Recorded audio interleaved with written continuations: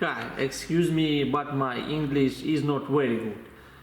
In this video, I show process disconnect the connector Volkswagen Golf 6 ignition coil.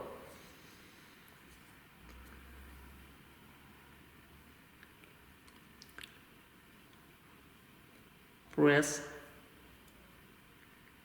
back.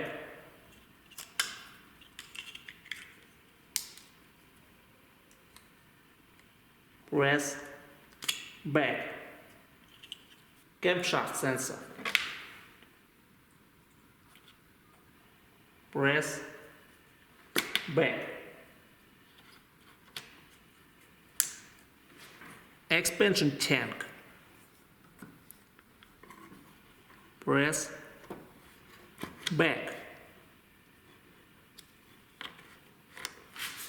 Headlight. Press back.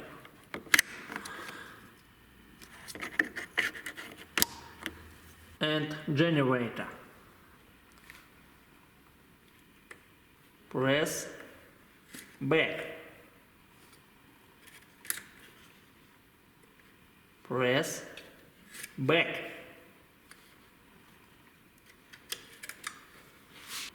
Click like and subscribe.